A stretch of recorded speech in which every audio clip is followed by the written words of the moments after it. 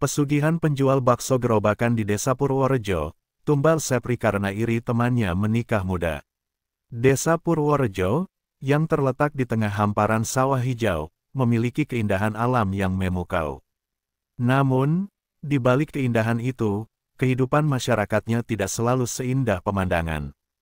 Sepri, seorang pemuda berusia 26 tahun, adalah salah satu dari sekian banyak orang yang merasakan pahitnya kehidupan di desa ini. Setiap hari, ia berkeliling dengan gerobak bakso tua yang sudah berkarat, menjajakan dagangannya dengan harapan bisa mendapatkan cukup uang untuk memenuhi kebutuhan hidupnya dan ibunya.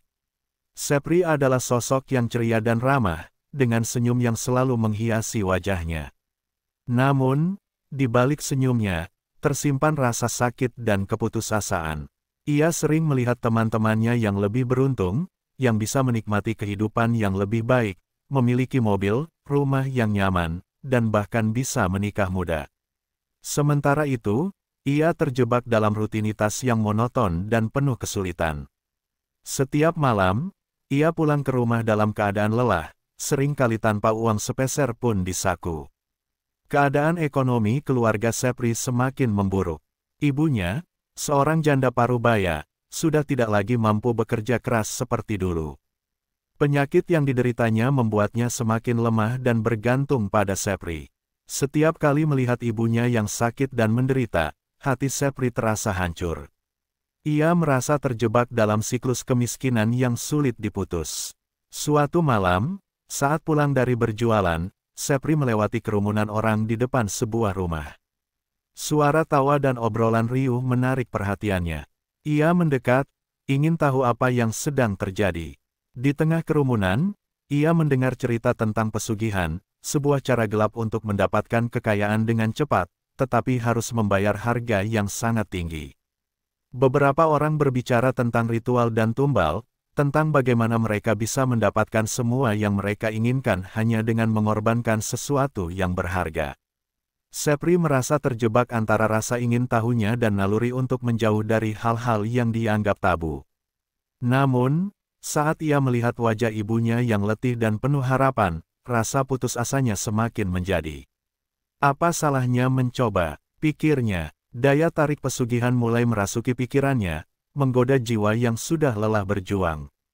Dalam benaknya, ia mulai membayangkan kehidupan yang lebih baik bukan hanya untuk dirinya, tetapi juga untuk ibunya.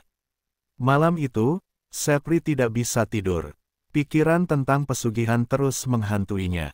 Ia teringat akan semua penderitaan yang telah ia alami, dan bagaimana hidupnya telah berubah menjadi serangkaian tantangan yang tidak ada habisnya. Pertanyaan demi pertanyaan muncul, apakah ini satu-satunya jalan keluar? Apakah semua orang yang melakukannya mengalami nasib buruk, atau ada yang benar-benar berhasil? Rasa penasaran ini membawanya ke sebuah keputusan yang akan mengubah hidupnya selamanya. Ia mulai mencari informasi lebih lanjut tentang pesugihan, berharap bisa menemukan cara untuk mengubah nasibnya. Namun di dalam hatinya, ada suara kecil yang mengingatkannya tentang bahaya yang mungkin mengintai. Sepri merasa terjebak dalam dilema moral antara keinginan untuk hidup lebih baik dan resiko yang harus ia hadapi. Hari-hari berlalu, dan kehidupan Sepri tetap sama. Dia terus menjual bakso, tetapi hatinya kini dipenuhi dengan harapan dan ketakutan. Ia merasa seolah sedang berada di tepi jurang, siap melompat ke dalam kegelapan demi mendapatkan kekayaan. Dalam benaknya, seolah ada dua jalan yang terbentang di hadapannya, satu jalan menuju kehidupan yang lebih baik, dan yang lainnya menuju kehampaan yang lebih dalam. Di tengah kesunyian malam, Sepri merenungkan semua ini. Ia tahu bahwa keputusan yang akan ia ambil tidak hanya akan mempengaruhi hidupnya, tetapi juga hidup orang-orang di sekitarnya. Satu hal yang pasti, ia tidak bisa terus hidup dalam keterpurukan. Dan dengan perasaan campur aduk itu, petualangan Sepri dalam dunia pesugihan dimulai. Malam yang gelap menyelimuti Desa Purworejo, dan udara terasa berat dengan ketegangan yang tidak terucapkan. Sepri berusaha menenangkan pikirannya yang terus berputar, menyiapkan diri untuk langkah besar yang akan ia ambil.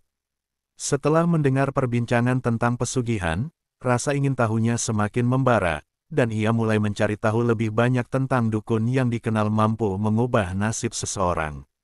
Sehari setelah mendengar cerita itu, Sepri memberanikan diri untuk pergi ke pinggiran desa, mencari dukun yang dimaksud. Hatinya berdebar-debar saat ia melangkah menuju sebuah gubuk tua yang tersembunyi di antara pepohonan. Setiap langkah terasa berat, seolah kakinya terikat oleh rasa takut dan keraguan. Namun, keinginan untuk mengubah hidupnya lebih kuat daripada rasa takut yang menggerogoti. Ketika Sepri tiba di gubuk itu, ia menemukan pintu yang setengah terbuka. Aroma asap dan rempah-rempah memenuhi udara, menciptakan suasana mistis yang menakutkan. Ia melangkah masuk dengan hati-hati, dan di dalamnya terdapat seorang dukun tua dengan rambut putih panjang dan mata yang tajam. Dukun itu menatap Sepri dengan intens, seolah bisa membaca isi hatinya. "Kenapa kau datang ke sini, anak muda?" tanya dukun itu dengan suara berat yang menggema di dalam gubuk. Sepri mengumpulkan keberanian, menceritakan semua tentang kesulitan hidupnya, tentang impiannya untuk mengubah nasib, dan tentang rasa putus asa yang menggerogoti. Dukun itu mendengarkan dengan seksama, lalu menjelaskan bahwa pesugihan bukanlah hal yang sepele. Ia menekankan bahwa untuk mendapatkan kekayaan, seseorang harus bersedia mengorbankan sesuatu yang sangat berharga. "Pesugihan membutuhkan tumbal," kata dukun itu, "dan tumbal itu haruslah seseorang yang dekat denganmu. Seseorang yang bisa merasakan semua rasa sakit yang kau alami." Sepri tertegun. Dalam sekejap, pikirannya melayang kepada Rudy, pemuda yang selama ini sering mengolok-oloknya. Rudy adalah simbol dari semua penderitaan yang ia alami. Kenangan pahit tentang ejekan dan hinaan yang diterimanya dari Rudy membangkitkan rasa marah dan dendam yang terpendam. Ia merasa seolah ada angin segar yang berhembus saat berpikir tentang kemungkinan mengubah Rudy menjadi tumbal. Setelah mendengarkan penjelasan dukun, Sepri merasa jantungnya berdebar. Ia tahu keputusan ini akan mengubah hidupnya selamanya, tetapi rasa putus asa dan keinginan untuk mendapatkan kekayaan membuatnya melawan suara hati yang memperingatkan. "Saya bersedia," ucapnya tegas, meskipun ada keraguan yang menyelimuti. Dukun itu tersenyum misterius. "Kau harus melakukan ritual pada malam bulan purnama. Persiapkan sesaji dan persembahan untuk memanggil makhluk gaib yang akan membantumu." Sepri pulang dengan perasaan campur aduk, harapan dan ketakutan bergelut di dalam dirinya. Setiap langkah terasa semakin berat, tetapi gambaran hidup yang lebih baik terus menggodanya. Ia membayangkan bagaimana bakso yang dijualnya akan laku keras, bagaimana ibunya akan tersenyum bahagia, dan bagaimana hidupnya akan berubah selamanya. Namun, malam ritual semakin dekat, dan ketegangan dalam diri Sepri semakin terasa. Ia berusaha menyiapkan semua yang diminta dukun. Dalam hati, ia juga merasakan gelombang penyesalan dan ketakutan akan konsekuensi dari keputusan yang telah ia ambil. Rudy adalah seseorang yang tidak layak ia pilih sebagai tumbal, tetapi rasa benci dan dendam yang tersimpan dalam hatinya membuatnya merasa bahwa ini adalah keputusan yang tepat. Hari H pun tiba. Sepri merasa gelisah saat malam yang gelap datang. Ia melangkah ke hutan, tempat yang dipilih dukun untuk melakukan ritual. Di dalam kegelapan, ia menyiapkan sesaji yang terdiri dari makanan, bunga, dan darah ayam. Suasana di sekitar terasa mencekam, dan suara malam hutan seolah menambah kesan. Seram. Saat ritual dimulai, Sepri merasakan kehadiran makhluk gaib. Suara angin berdesir dan daun-daun bergetar, menciptakan suasana mistis yang menakutkan. Ia mengucapkan mantra yang diajarkan dukun, sambil membayangkan kehidupan baru yang akan segera ia miliki. Namun, saat ia melanjutkan ritual, suara tawa Rudy terngiang di telinganya, menambah rasa bersalah yang menggerogoti. Ketika saatnya tiba, Sepri merasa hatinya bergetar. Dengan satu tebasan pisau, tumbal yang ia pilih terlahir ke dalam kegelapan. Rudy, yang selama ini menjadi sasaran semua kebencian Sepri, kini menjadi bagian dari kesepakatan gelap ini. Dalam sekejap, hidup Sepri berubah drastis. Penjualan baksonya meroket, uang mengalir deras, dan impian yang selama ini ia idamkan mulai terwujud. Namun, di balik semua itu, Sepri merasakan ada sesuatu yang tidak beres. Suara Rudy, tawa yang selama ini menghantuinya, tidak bisa ia lupakan. Dalam sekejap, ia menyadari bahwa semua ini adalah awal dari sebuah perjalanan yang penuh konsekuensi. Keberuntungan yang datang bersamanya tidak selalu berujung pada kebahagiaan. Dan saat itu, Sepri hanya bisa pasrah, menunggu apa yang akan terjadi selanjutnya. Malam bulan purnama tiba dengan cahayanya yang memancarkan sinar keperakan di seluruh desa Purworejo. Sepri berdiri di depan gerobak baksonya, mengamati langit yang cerah, tetapi hatinya dipenuhi dengan ketegangan.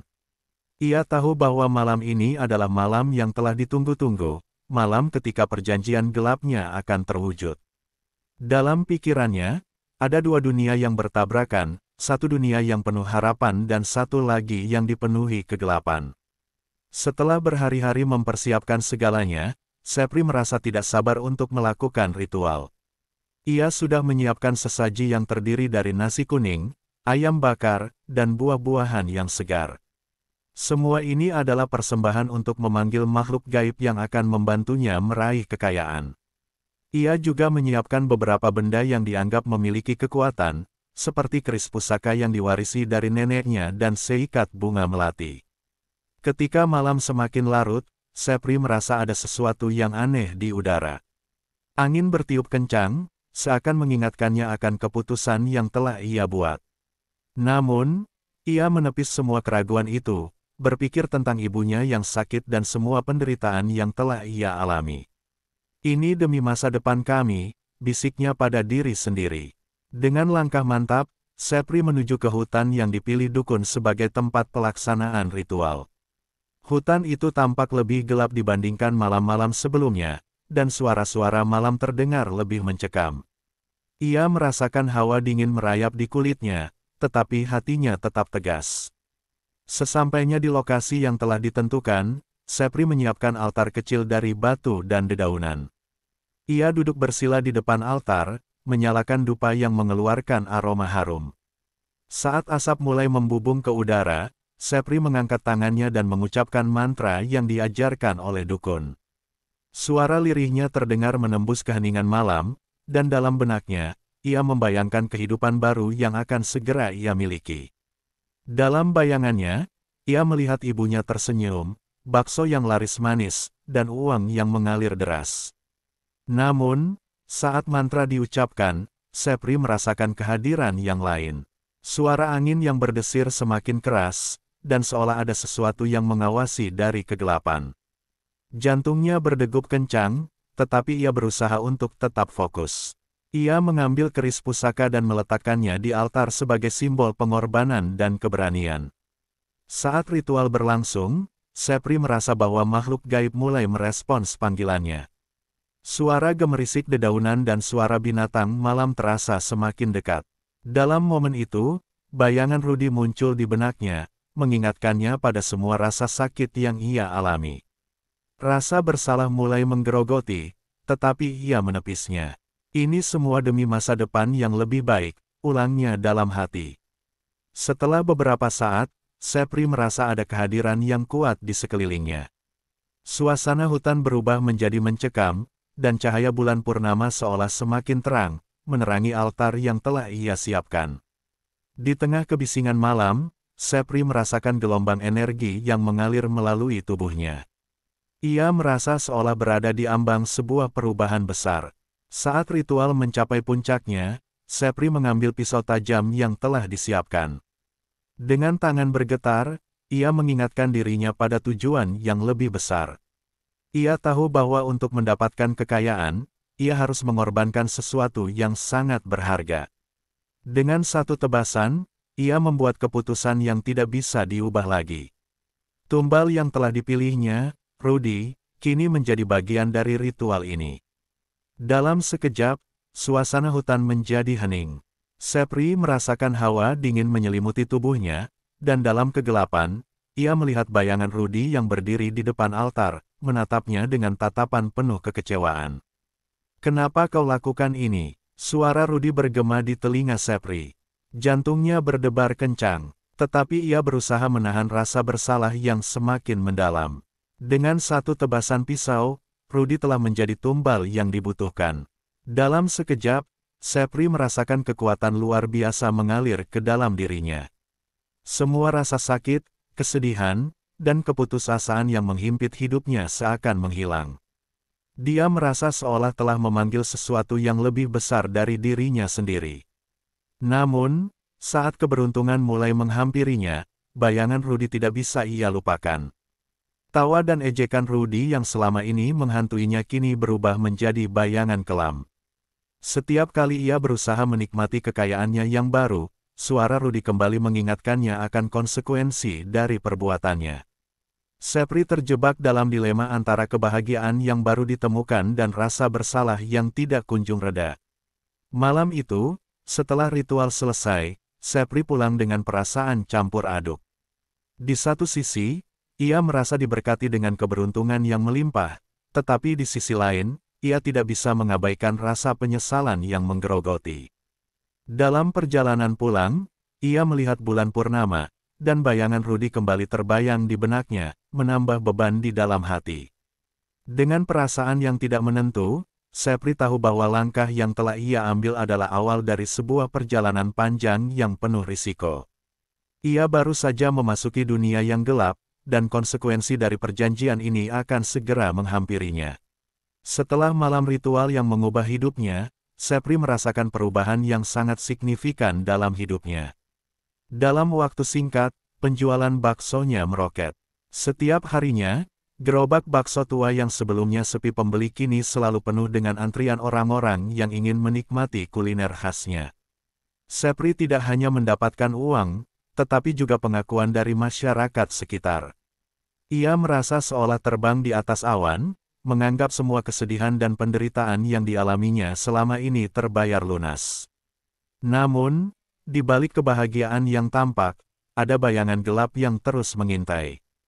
Suara tawa Rudy, yang pernah menjadi sasaran kebencian dan dendamnya, terus menghantuinya. Setiap kali Sepri menikmati kesuksesannya, ada rasa bersalah yang menyergap.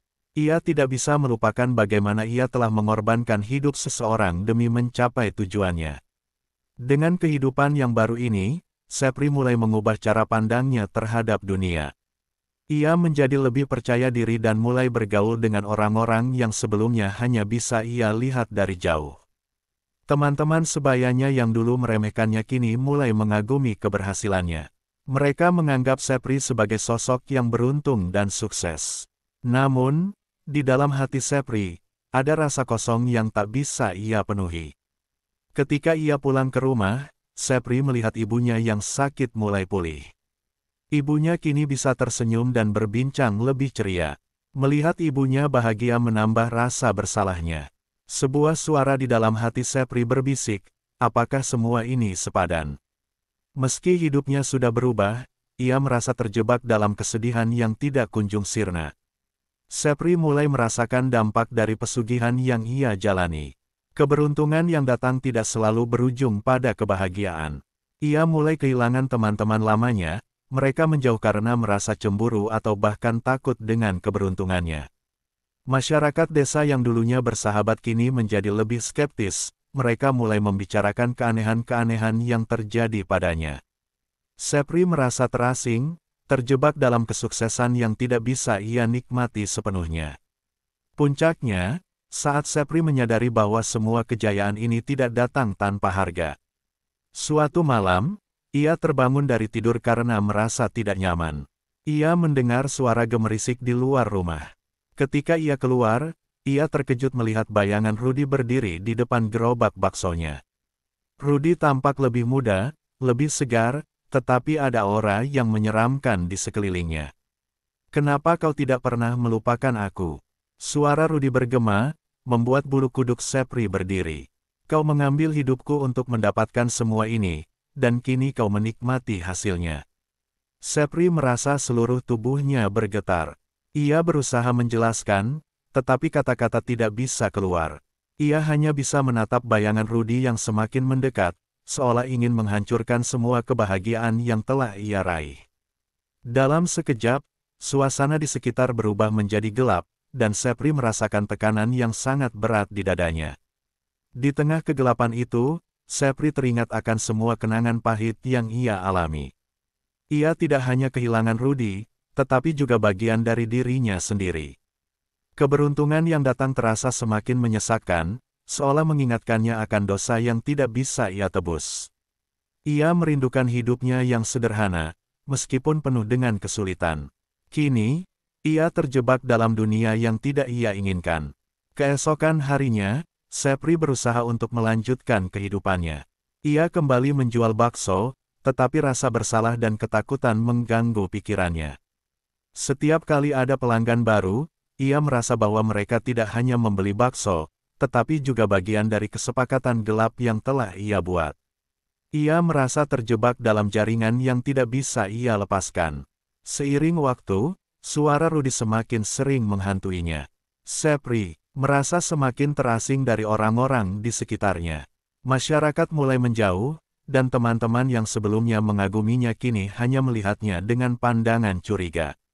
Ia tidak lagi merasakan kebahagiaan yang sama saat menjalani bisnisnya.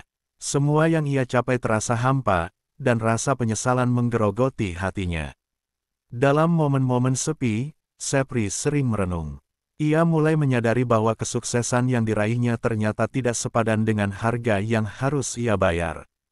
Ia kehilangan lebih dari sekadar teman atau reputasi, ia kehilangan jiwanya. Dalam perjalanan hidupnya yang penuh dengan ambisi dan keinginan, ia telah melupakan arti sebenarnya dari kebahagiaan. Dengan perasaan yang semakin tertekan, Sepri tahu bahwa hidupnya tidak akan pernah sama lagi. Ia terjebak dalam labirin kesuksesan yang penuh dengan rasa bersalah dan penyesalan. Di dalam hati, ia berharap untuk menemukan jalan kembali ke kehidupan yang lebih baik, tetapi ia tahu bahwa semua itu tidak akan mudah. Dan di balik setiap senyuman, ada bayangan Rudy yang terus mengingatkannya akan pilihan yang telah ia buat. Malam terasa semakin larut, tetapi di dalam hati Sepri, kegelapan tidak pernah pudar. Setelah ritual yang mengubah hidupnya, ia terjebak dalam labirin penyesalan yang tak berujung. Setiap hari, ia menjajakan bakso dengan wajah yang tersenyum, tetapi di dalam hatinya, ada badai yang berkecamuk. Suara Rudy terus menghantuinya, dan setiap kali ia melihat bayangan pemuda itu, ia merasakan beban yang semakin berat.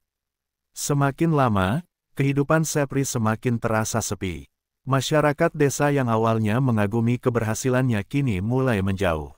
Mereka bisik-bisik tentang keberuntungan Sepri yang tampaknya terlalu cepat dan tidak wajar.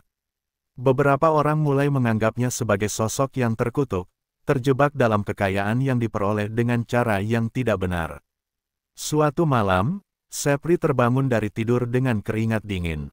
Dalam mimpinya, ia melihat Rudy berdiri di tepi jurang, memanggilnya dengan suara lembut namun penuh kesedihan. "Kau tidak bisa melupakan aku, Sepri," ucapnya.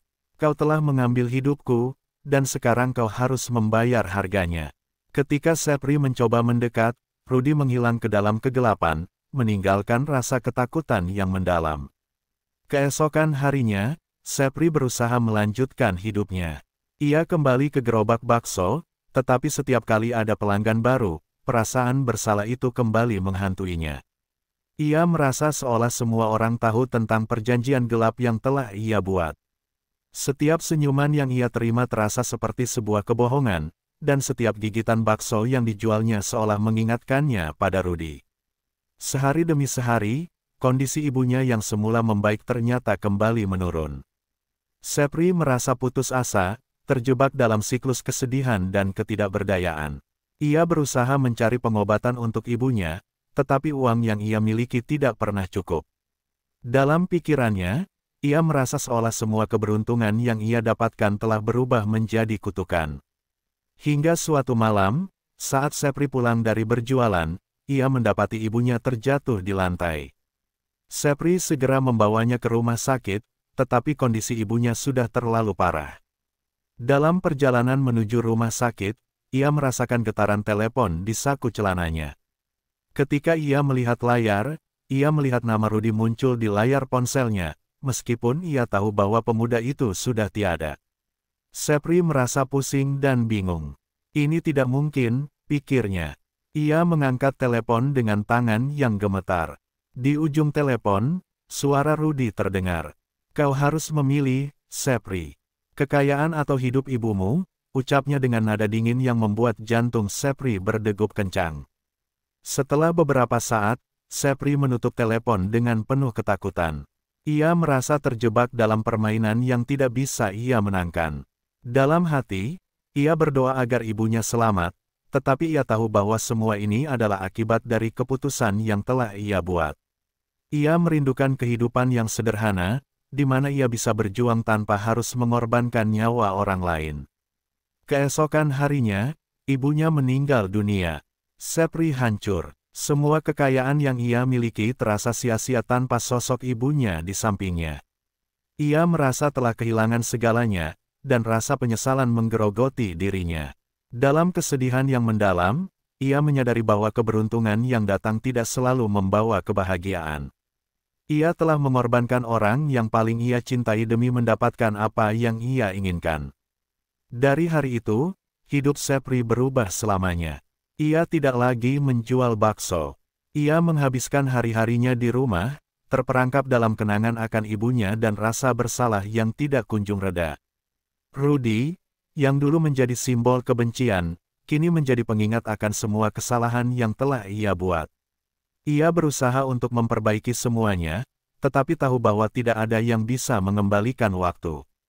Sepri terjebak dalam kesedihan dan penyesalan. Ia menyadari bahwa tidak ada kesuksesan yang dapat menggantikan cinta dan kasih sayang yang hilang. Dalam kegelapan malam, ia seringkali merenung, berharap untuk menemukan jalan kembali ke kehidupan yang lebih baik. Tetapi ia tahu bahwa semua itu tidak akan mudah. Dengan perasaan kosong dan hampa, Sepri mencari cara untuk menebus kesalahannya. Namun, di dalam hatinya, ia tahu bahwa tidak ada yang bisa menghapus jejak dari keputusan yang telah ia buat. Ia terjebak dalam labirin penyesalan, dan suara Rudy terus menghantuinya, mengingatkannya bahwa setiap pilihan memiliki konsekuensi. Kesedihan dan penyesalan itu akan selalu bersamanya, mengingatkannya akan harga yang harus dibayar untuk mendapatkan kekayaan. Akhir cerita ini menggambarkan betapa setiap keputusan, terutama yang diambil dalam keadaan putus asa, dapat menghasilkan konsekuensi yang tak terduga. Sepri, yang pernah bercita-cita untuk mengubah hidupnya, kini terjebak dalam dunia yang gelap, dikelilingi oleh bayangan penyesalan yang tak pernah pudar.